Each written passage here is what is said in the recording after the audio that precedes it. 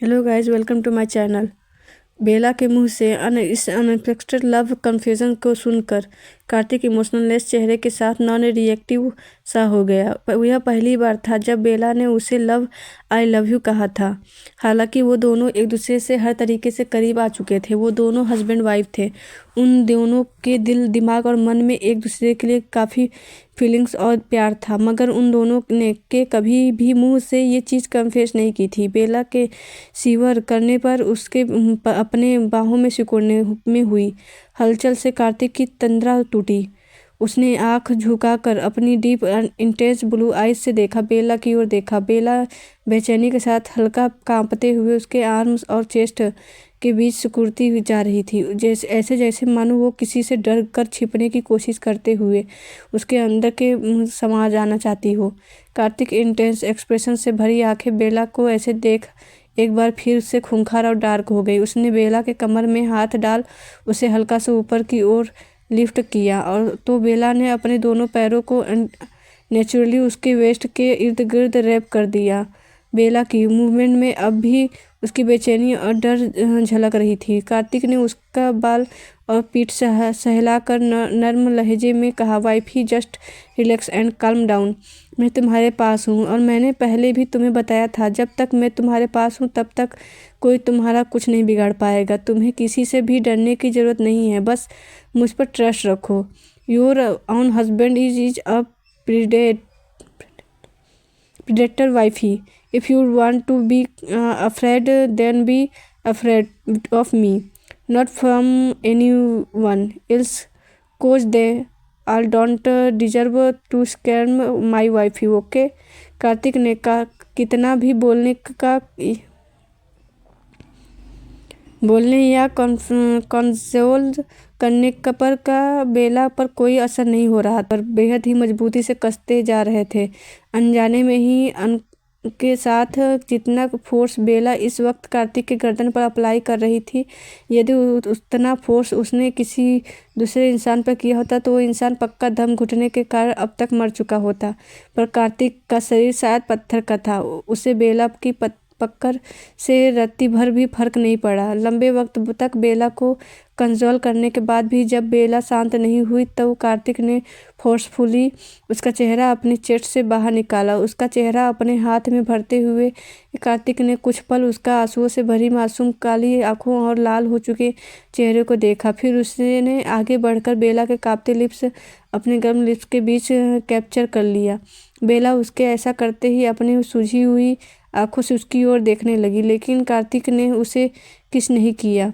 उसने बस उसके लिप्स लॉक कर दिए और वह उसी पोजीशन में बेला को लेकर वॉशरूम में की बढ़ गया। उसने अपने पैर से वॉशरूम का डोर ओपन किया। वॉशरूम में दाखिल होने के बाद उसने अपनी डार्क कोल्ड नज़रों से पूरे वॉशरूम को स्कैन किया। उस डार्क ग्रे वाइट डेम वाले लेविश और लग्जीरियस वॉशरूम में कोई नहीं था। कार्तिक ने ये देखकर बेला की ओर देखा, जिसका रोना अब बंद हो गया था। वो अपनी आंखें बंद किए अब शांति से किसी खरगोश की तरह कार्तिक से चिपकी हुई थी। उन दोनों ने लिप्स अभी जुड़े हुए थे। कार्तिक ने बेला का पीठ वॉशरूम के वॉल से चिपका दिया। एक डीप किस के बाद कार्तिक ने उसके लिप्स को रिलीज किया। बेला की नोज से अपनी नोज रब करते हुए वो लो वॉइस में बोला, वाइफी यहाँ कोई नहीं है, पूरा वॉशरूम खाली है, यहाँ हमारे अलावा किसी और के आने का सवाल ही नहीं उठता। कार्तिक की बात सुनकर बेला ने अपनी आंखें खोलकर पूरे वॉशरूम में नज़रें घुमाकर देखा। वहाँ सच में कोई नहीं था। पर ऐसा कैसे हो सकता है? मैंने खुद अपनी आंखों से उसे यहाँ देखा था, बेला ब्लैंक एक्सप्रेशन के साथ बोली। तो कार्तिक का जबड़ा कस गया। बेला जिसका जिक्र कर रही है शायद उसे पता था। उसने अपनी दांत पीसते हुए बेला से बेहद ही ठंडे लहजे में कहा, अगर तुम उससे इतना ज़्यादा डरती हो वाइफी तो तुम उसे मुझे सौंप क्यों नहीं देती? मैं तुम्हारे आंखों के सामने उसे ऐसी मौत देता कि तुम्हारा पूरा डर उसी पल खत्म हो जाता। कार्तिक की बात सुनकर बेला की बॉडी स्टिफ हो गई। वो अब पहले से थोड़ी नॉर्मल हो चुकी थी। पर उसने कार्तिक को कोई जवाब नहीं दिया। उसकी खामोशी देख कार्तिक के हाथों की पकड़ उसके कमर पर बेहद ही मजबूत होती जा रही थी, जिससे बेला को दर्द भी हो रहा था। वो कार्तिक के सीने पर हाथ रखते हुए दर्द भरी आंखों से उसकी अपने गुस्से पर काबू करते हुए उसने बेला के कमर पर अपनी पकड़ ढीली की और फिर वह बेला बाथरूम के अंदर हाथ डालकर उसके कमर को सहलाने लगा, जिस पर उसके तेज पकड़ के कारण लाल निशान पड़ गए थे। बेला ने उसके सॉफ्ट टच को फील करते हुए अपना सर उसके शोल्डर पर टिका दिया। वॉशरूम के अंदर थोड़ी देर पहले उसने क्या महसूस किया था, उस बारे में सोचते हुए बेला के हाथों की पकड़ कार्तिक के शोल्डर पर कस गई। कल से उसकी हेल्थ कुछ ठीक नहीं चल रही थी, पर असल में उसको क्या हो रहा था वो भी समझ नहीं पा रही थी। बस उसे इतना पता था कि ये टाइम उसके लिए बहुत ज़्यादा डरावना और डिस्गस्टिंग है। उसे कल से ही अपने पास्ट के सबसे बुरे कमज़ोर विजुअल्स दिख रहे थे। तरह तरह के बुरे सपने, बुरे और डरावने इल्यूजन, और एकदम से उसके आंखों के सामने भूत प्रेत की तरह आ रहे थे। उन चीज़ों के कारण हमेशा निडर रहने वाली बेला डर का पैनिक करने लगी थी, क्योंकि वो विजिबल्स और इनविजुअल्स बेला के रिलेटेड कुछ ऐसा लोगों के थे जिसे बेला कभी देखना नहीं चाहती थी, जो असल में उसमें लाइफ में के विलेंस थे, जिन्होंने एक समय में उसकी ज़िंदगी बर्बाद कर दी थी, एक तरीके से जिसकी ज़िंदगी को नर्क बना दिया था। थोड़ी देर बाद बेला और कार्तिक वॉशरूम से बाहर आए। बेला की वजह से कार्तिक भी भीग चुका था। क्लोज्ड रूम में कपड़े चेंज करने के बाद वो दोनों रूम में आए तो उन्होंने देखा कि रेयांश और आदित्य बेड पर आलथी पालथी मारे बैठे हुए थे। उन्हें देखकर बेला के चेहरे पर बड़ी सी स्माइल आ गई। वो बेड पर जाकर उन दोनों के पास बैठ गई। उसने उन दोनों को अपनी बाहों में भरते हुए उनके गाल पर बारी बारी से किस कर दिया। रेयांश और आदित्य के चेहरे पर बेला की इस हरकत से बाद बड़ी मुस्कान तैर गई। उन दोनों ने भी प्यार से बेला के गाल पर किस कर लिया। कार्तिक ने कुछ पल उन तीनों को अपनी गहरी नज़रों से देखा, फिर वह अपने फ़ोन में कुछ करने लगा। वहीं रेयांश बेला के लैब पर बैठते हुए उसके कहा, मिस्टर रावत का कॉल आया था, वो आपसे कॉन्फ्रेंस करने के बारे में पूछ रहे थे। अच्छा ठीक है, मैं उससे बात कर लूँगी। कहते हुए बेला ने कार्तिक की ओर देखा, जो अब भी अपने फ़ोन में बिजी था। फार्म हाउस में ही दोपहर का खाना खाने के बाद वो चारों मेंशन आने के लिए रेडी होकर लिविंग एरिया में खड़े हो गए। कार्तिक विमल से कुछ बात कर रहा था। उसी बीच बेला अपना फ़ोन में कुछ टाइप करते हुए कभी कार्तिक की ओर देख रही थी तो कभी बगल में खड़े रेयांश और आदित्य की ओर। विमल को कुछ इंस्ट्रक्शन देने के बाद कार्तिक उन तीनों को के पास आया। रेयांश और आदित्य को एक नज़र देखने के बाद उसने बेला की ओर देखा। बेला का गोरा चेहरा एक बार फिर से सुर्ख लाल हो गया था, जिसे देखकर कार्तिक की आईब्रो डाउटफुली कस गई। उसने हाथ पर उठा कर बेला का माथा टच किया। बेला का माथा आग की तरह तप रहा था। कार्तिक के ऐसे अचानक से माथा टच करने पर बेला उसे सवालिया नज़रों से देखने लगी, पर कार्तिक ने उसे कुछ नहीं कहा। उसने खामोश रह कर बेला का हाथ पकड़ा और बाहर की ओर जाने लगा। अपने कदम बढ़ाए, मगर उसके 2 कदम चलने के बाद उसे कुछ अजीब लगा। उसने बेला की ओर पलट कर देखा तो पाया कि बेला बेहोश होकर लगभग ज़मीन पर गिरने वाली थी। कार्तिक ने जल्दी से हरकत करते हुए बेला को फ्लोर पर गिरने से पहले ही अपनी बाहों में कैच कर लिया। बेला को ऐसे अचानक से बेहोश होते देखकर रेयांश और आदित्य का छोटा सा खिला हुआ चेहरा एकदम से काला पड़ गया, पर उन दोनों की ब्राइट आंखें एकदम से डर और बेचैनी से भर गई। आदित्य जल्दी से कार्तिक के पास आकर आंसू भरी आंखों से उसे देखते हुए पूछा, डैडी, मम्मी को क्या हो गया? वो ऐसे क्यों गिर गई? क्या उनकी तबीयत ठीक नहीं है? डोंट वरी, वो ठीक है, ये बस थोड़ी वीकनेस के कारण हुआ है। कहते हुए कार्तिक ने विमल की ओर बेहद ही ठंडी नज़रों से देखा, जिसका इशारा समझते ही विमल थूक गटक कर जल्दी से बोला, कार रेडी है बस। थोड़ी देर बाद वो लोग मेंशन जाने के बजाय हॉस्पिटल के लिए निकल गए। बेला के बदलते बर्ताव और हेल्थ इश्यू को देखकर कार्तिक को उसकी फिक्र होने लगी। कार्तिक बेला का अच्छी तरह चेकअप और फुल बॉडी एग्जाम करना चाहता था, जिस कारण उसने हॉस्पिटल जाने का डिसाइड किया। दूसरी तरफ श्रीलंका के छोटे से आइलैंड पर कुछ ब्लैक सूट वाले बॉडी गार्ड्स जैसे दिखने वाले लड़के 5-6 चौपार के आसपास खड़े थे। शायद वो लोग उस चौपार से अभी अभी बाहर निकले थे। उन सभी लड़कों के सूट पर वाइट विंग्स बैच लगा हुआ था। तभी वहाँ पर एक मैसिव ब्लैंक चॉपर लैंड हुआ। चॉपर के अंदर से एक मास्क पहने हुए लड़का भावहीन चेहरे के साथ बाहर आया। वह लड़का कोई और नहीं, चार्ली था। उसे देखते ही एक ब्लैक सूट वाला लड़का आगे बढ़कर उसके पीछे जाते हुए बोला, कैप्टन, उन कैनिबल ट्राइब वालों ने यहाँ भी अटैक किया था। कब? चार्ली की बात सुनकर वह लड़का डिसिप्लिन वॉइस में बोला, कल रात कैप्टन। आदमियों को तो क्या, जानवरों, औरतों, बूढ़ों और बच्चों को भी उन लोगों ने नहीं छोड़ा। सबकी जान ले ली उन लोगों ने। उस लड़के की बात सुनकर चार्ली का जबड़ा गुस्से में कस गया। उसने जंगल के अंदर की तरफ जाते हुए पॉकर फेस के साथ पूछा, चेयरमैन से कांटेक्ट हुआ तुम लोगों को? नहीं कैप्टन, चेयरमैन पिछले 4 महीनों से गायब हैं ना। वो इन 4 महीनों में RW बिल्डिंग आए और ना उन्होंने इन 4 महीनों होने वाले किसी भी अटैक या डिसीजन में अपना ओपिनियन दिया। वह लड़का सख्त चेहरे के साथ बोला, जिससे ऊपर चार्ली ने कुछ सोचते हुए अपना सर हाँ में हिला दिया। कुछ स्टेप्स के बाद ही वो लोग जंगल के पार उस जगह पहुंच गए जहां उन्हें जाना था।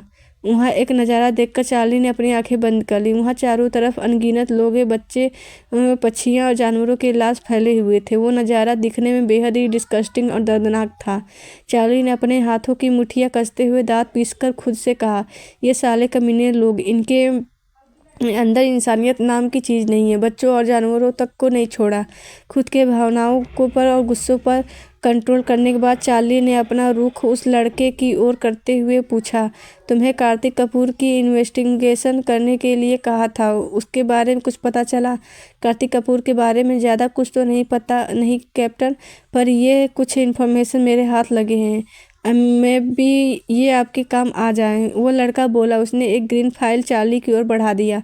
फाइल लेने के बाद चार्ली ने कुछ पल उस फाइल को देखा। फिर अब उसने पॉकर फेस के साथ उस लड़के से कहा, बाकी DNA से सैंपल्स कलेक्ट कर लो और पता करो वो कमीने नरभक्षी गए कहाँ। आखिर उन्हें खत्म कर चार्ली ने उन लाशों के ढेर की ओर देखा, जिसे देखकर कार्तिक किसी ने के भी रोंगटे खड़े हो सकते थे। उन्हें वहां खड़े कुछ वक्त ही हुआ था, तभी एक दूसरा ब्लैक सूट वाला लड़का दौड़ते हुए वहां आया। उस लड़के के दौड़ाने के तरीके से भी डिसिप्लिन था और उसके चेहरे पर स्टोन जैसे सख्त भाव थे। वहां आकर वो चार्ली से बोला, कैप्टन, कुछ चॉपर्स आइलैंड के दूसरी साइड से उड़ान भर रहे हैं। हमें शक है शायद वो चॉपर्स उसी के स्पैरो गैंग के लोगों का है। चार्ली के गर्दन की नसें ये सुनते ही गुस्से में उभर जंगल के बाहर की ओर कदम बढ़ाते हुए कहा, अगर ऐसा है तो आज का दिन उन लोगों को इस धरती पर आखिरी दिन होगा। उन नरभक्षी स्पैरो के सारे पंख कुतूर दूंगा मैं आज। कुछ ही मिनटों बाद चार्ली और वो दोनों लड़के जंगल से बाहर आ गए। उन तीनों ने आसमान की तरफ देखा, जहां का तकरीबन 10-12 ग्रे चॉपर्स उड़ रहे थे। उन चॉपर्स में से एक चॉपर के अंदर एक बड़े लाल और डरावने चेहरे वाले आदमी ने इविल स्माइल के साथ झांकते हुए नीचे खड़े चार्ली की ओर देखा। फिर उसने अपने मिडिल फिंगर चार्ली को दिखाते हुए तेज आवाज में कहा, गुड बाय कैप्टन, मेरी तरफ से हाई चेयर, और अपने उस चेयरमैन को ये फिंगर दिखा देना। चार्ली ने उसकी बात सुनी। उसकी मिडिल फिंगर की ओर देखते हुए चार्ली अपना सर टेढ़ा करके अजीब ढंग से मुस्कुराया और अगले ही पल उसने उंगली के बीच पकड़े स्पिनर में मूवमेंट की।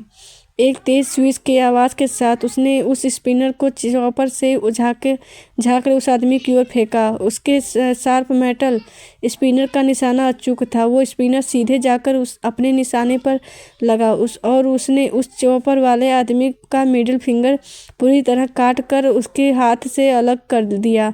चार्ली और उस स्पिनर की मूवमेंट इतनी शार्प और स्मूथ थी कि वह आदमी अपनी उंगली कटने के लंबे वक्त बाद तक समझ नहीं आ पाया कि उसकी उंगली कट चुकी है। पर जब खून की छींटें उसके चेहरे पर पड़ी और जब उसे अपने हाथ में असहनीय दर्द का एहसास हुआ तो वो एकदम से दर्द के मारे चीखने लगा। चार्ली ने लाइटरली कुछ सेकंडों में ही जमीन से आसमान में उड़ रहे चॉपर पर मौजूद इंसान का मिडिल फिंगर काट दिया था। उसका स्पिनर भी उंगली काटने के बाद बिल्कुल मैजिकल स्पिनर की तरह उसके पास वापस लौट आया, जिसे उसने अपने 2 उंगली के बीच पकड़ लिया। स्पिनर से खून झाड़ते हुए चार्ली इविल स्माइल के साथ बोला, बिट्स, चलो आज श्रीलंका में दिवाली मनाएं। उसके बातों का मतलब समझते हुए वहां मौजूद ब्लैक सूट वाले यंग लड़के जल्दी से हरकत में आ गए। उन सभी ने अपनी चेयर से मिनी एंटी एयरक्राफ्ट गन जैसे कुछ बड़े बड़े वेपन्स निकाले। कुछ ही मिनटों में वहां तेज गोलीबारी शुरू हो गई। उन लोगों ने आसमान में उड़ रहे सभी चॉपर्स को हवा में अपने हाईटेक वेपन से ब्लास्ट करा दिया। वह खुशनुमा हरा भरा आइलैंड, आसमान, समुद्र सब खुशनुमा से बदलकर एकदम से किसी फिक्शनल गेमिंग बैटलफील्ड जैसे डरावना दिखने लगा। स्पोरो गैंग के जो चॉपर्स थोड़ी देर पहले आसमान में उड़ रहे थे वो सब धीरे धीरे करके आग की लपटों में जलते हुए समुद्र के पानी में गिर गए। हालांकि वो चॉपर्स आइलैंड से काफ़ी दूर जा चुके थे, मगर वाइट विंग्स के पास वो वेपन्स थे। उनकी क्षमता और रेंज बहुत ज़्यादा थी। वो मिनी एंटी एयरक्राफ्ट गन से बिल्कुल मिसाइल की तरह थी। एक टेरिबल गन फायर और लंबी आतिशबाजी के बाद चारों तरफ खामोशी छा गई। वो अपने वेपन्स को फोल्ड करते हुए एक लड़के ने हंसकर चार्ली से कहा, ये तो बहुत इजी था कैप्टन। ये भले ही इजी था, मगर फ्यूचर में ये सब इतना इजी नहीं होगा। So be careful and alerted. Charlie cigarette के लंबे लंबे कस भरते हुए और आसमान की ओर देखते हुए पॉकर फेस के साथ बोला। उधर मुंबई, बेला का चेकअप कंप्लीट हो चुका था, पर उसे अब तक होश नहीं आया था। बेला इस वक्त वीआईपी वार्ड में शिफ्टेड थी। रेयांश और आदित्य भी उसी वार्ड में बेला के साथ थे। वार्ड के अंदर रेयांश काल्म एक्सप्रेशन के साथ आलथी पालथी मारे काउच पर बैठा अपनी सुंदर नीली आंखों से बेला की ओर देख रहा था। वहीं आदित्य उसकी गोद में अपना छोटा सा सर रखे काउच पर लेटा हुआ था। रेयांश उसके बालों में होले हाथों अपनी नन्ही नन्ही उंगलियां चला रहा था, ऐसे जैसे वो कोई माँ हो और अपने बच्चों को चुप कराने की कोशिश कर रहा हो। जब से बेला बेहोश हुई थी तब से आदित्य रो ही रहा था। अंत में जब कार्तिक ने उसे लंबे वक्त तक समझाया बुझाया तब जाकर आदित्य थोड़ा शांत हुआ, पर वह पूरी तरह शांत नहीं हुआ था। रेयांश ने के गोद में सर रखे आदित्य अब हिचकी लेते हुए सिसक रहा था। रेयांश ने आदित्य की गाल पर हाथ रखते हुए उससे कहा, आदित्य चुप हो जाओ, बच्चों की तरह रोना बंद करो। डॉक्टर ने कहा ना, मम्मी बिल्कुल ठीक है, उन्हें जल्दी ही होश आ जाएगा। तुम ऐसे क्यों रो रहे हो यार? आदि अब चुप हो जाओ। रेयांश की बात सुनकर आदि ने निचले होठ को टूटली रोने वाले पोज में बाहर निकालते हुए कहा, रे ब्रो, उस अगली आंटी मीन उस डॉक्टर को ये बात बोले हुए दोपहर से शाम हो गए अभी तक मम्मी को होश नहीं आया। कहीं ऐसा तो नहीं रे ब्रो, मम्मी पिछली बार की तरह एक बार फिर से 1 महीने के लिए सो गई हैं? ऐसा कुछ नहीं है आदि, मम्मी अब बिल्कुल ठीक है। उन्हें बस हल्का सा फीवर था। तुम पहले ऐसी फालतू की बातें सोचना और रोना बंद करो। रेयांश आदित्य की सॉफ्ट गाल थपथपाते हुए बोला। तो आदित्य ने मुंह बनाते हुए उसके पेट में अपना चेहरा छुपा लिया। उधर डॉक्टर के कैबिन में कार्तिक लेदर काउच पर अपने पैरों पर पैर चढ़ाए बैठा हुआ था। उसके सामने 5-6 लेडीज डॉक्टर्स की वेल एक्सपीरियंस्ड टीम खड़ी थी। कार्तिक से बेला के अंदर आए बदलाव और उसके हेल्थ इश्यू के बारे में जानने के बाद डॉक्टर्स की हेड डॉक्टर गहरा असर पड़ा है। शायद वो अपनी कुछ ज़्यादा ही सोचने लगी हैं, इसी कारण उन्हें उन चीज़ों के विजिबल्स भी आ रहे हैं और उनके फेवर बेहोशी का कारण भी यही है। उस दूसरी डॉक्टर की भी हेड डॉक्टर की बातों में हामी भरते हुए बोली, सर मैम का सबकॉन्शियस माइंड अब अनस्टेबल है। उन्हें ठीक करने के लिए अभी किसी दवाई का नहीं बल्कि केयर, प्यार और खुशी की ज़रूरत है। आप जितना हो सके उन्हें खुश रखिए, उनके पास रहिए, उनकी केयर करिए। वो जल्दी ही रिकवर कर लेंगी। ऐसी सिचुएशन लाइफ में आना कोई बड़ी बात नहीं है। कभी कभी ऐसा होता है जब हम अपनी लाइफ के बारे में सोचते हैं, ऐसे स्टेज में आ पहुँचते हैं। उन डॉक्टर्स की पूरी बात सुनने के बाद कार्तिक बगैर कुछ कहे काउच से उठ गया। वह बाहर जाने को हुआ था कि तभी एक दूसरी फीमेल डॉक्टर जल्दीबाजी में कैबिन में एंटर हुई और बोली, नए टेस्ट रिपोर्ट्स आ गए हैं मैम।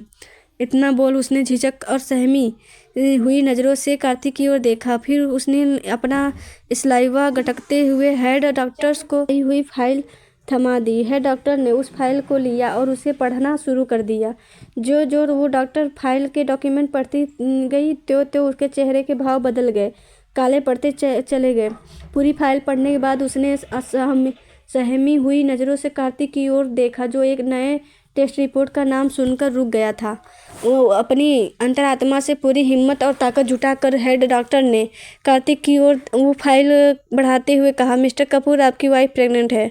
कार्तिक की समुद्र सी गहरी आंखें डॉक्टर की बात सुनकर गहरी से और ज़्यादा गहरी हो गई। उसके चेहरे के भाव पर कोई बदलाव नहीं हुआ।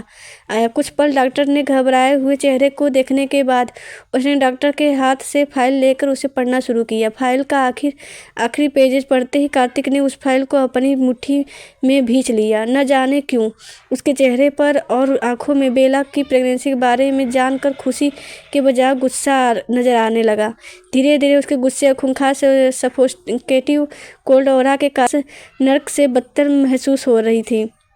कार्तिक ने अपनी खूनी लाल हो चुकी नीली आंखों से उन डॉक्टर्स को कुछ पल घूरा, फिर वह बगैर कुछ कहे अपना जबड़ा और मुट्ठी कसते हुए कैबिन से बाहर निकल गया। उसके जाने के बाद एक डॉक्टर ने हेड डॉक्टर से पूछा, उस रिपोर्ट में ऐसा क्या में वो था जो कोई भी बाप या हस्बैंड देखना नहीं चाहेगा? हेड डॉक्टर अपने माथे पर उभरे ठंडे पसीनों को पोंछते हुए गहरी सांस लेकर बोली। उधर कैबिन से बाहर निकलते ही कार्तिक के सामने रावत आ गया। आज बेला को दोपहर के वक्त ही फ्रांस के लिए निकलना था, पर शाम होने के बाद भी जब बेला ने रावत को जाने के बारे में कुछ क्लियर नहीं किया, और तब जब मिस्टर फ्रैंक रिचर्ड और लुक रिचर्ड बार बार कॉल करके रावत से बेला के बारे में पूछने लगे, तब रावत ने बेला से कांटेक्ट करने की कोशिश की थी। हालांकि दोपहर के वक्त उसे बेला से ना ही सही मगर रेयान से कांटेक्ट हुआ था वह, पर शाम के वक्त जब उसे कार्तिक, बेला, रेयांश और आदित्य में से किसी से भी कांटेक्ट नहीं हो पाया, तब उसने विमल को कॉल किया। विमल से रावत को बेला के हॉस्पिटलाइज्ड होने के बारे में पता चला और वो सीधे हॉस्पिटल चला गया। कार्तिक के चेहरे के भाव नोटिस किए बगैर रावत ने उससे पूछा, सर बॉस कहाँ हैं? वो ठीक तो है ना? कार्तिक ने रावत की ओर एक नज़र देखा। रावत ने के सवाल को इग्नोर करते हुए उसने रावत के हाथ में फाइल थमाते हुए कोल्ड वॉइस में कहा, इसे मेरी कार में रख दो। रावत ने असमंजस से एक बार उस फाइल को देखा, फिर कार्तिक की ओर देखा जो अपने शर्ट के ऊपरी बटन को खोलते हुए बेला के वार्ड की ओर जा रहा था। दूसरी तरफ सेखावत इंडस्ट्रीज में वरुण अपने प्रेसिडेंट केबिन में बैठा कोई फाइल स्टडी कर रहा था। एसिडेंट समर सहित कुछ और कंपनी के एम्प्लॉयज इसके वर्क डेस्क के सामने खड़े थे। तभी एक तेज आवाज़ के साथ उसके केबिन का डोर ओपन कर रूही केबिन में दाखिल हुई। उसका चेहरा और आंखें इस वक्त गुस्से से लाल थी। उसके ऐसे आने से वरुण सहित हर कोई कंफ्यूज में उसकी तरह देखने लगे। वरुण उसे ऐसे अस्त व्यस्त हालत में देख बोला, रूही तुम इस वक्त इस हालत में यहाँ क्या कर रही हो? वरुण की बात सुनकर रूही गुस्से में तिलमिला उठी। वो तेज कदमों के साथ चलकर वरुण के पास आई गई और उसने एक जोरदार थप्पड़ वरुण के गाल पर रसीद दिए। केबिन में मौजूद सारे लोग उसकी इस हरकत के बाद अपनी जगह जम गए।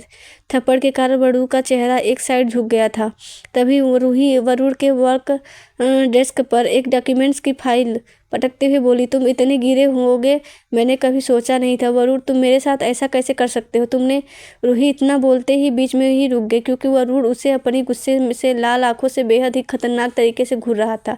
अपना जबड़ा कसते हुए वरुण ने अपनी गुस्से भरी नज़रों वहाँ मौजूद लोगों पर डाली, जिसका इशारा समझते ही वो लोग सब जल्दी से अपना सामान समेट कर कैबिन से बाहर चले गए। उनके जाने के बाद वरुण का गुस्सा एकदम से फूट पड़ा। उसने अपने वर्क डेस्क पर हाथ पटकते हुए दांत पीसकर रूही से कहा, तुम मेरी दोस्त हो, इट डज नॉट मीन तुम मुझे दिन दहाड़े किसी के भी सामने थप्पड़ मार सकती हो रूही, और तुमने मुझे थप्पड़ मारा तो मारा क्यों?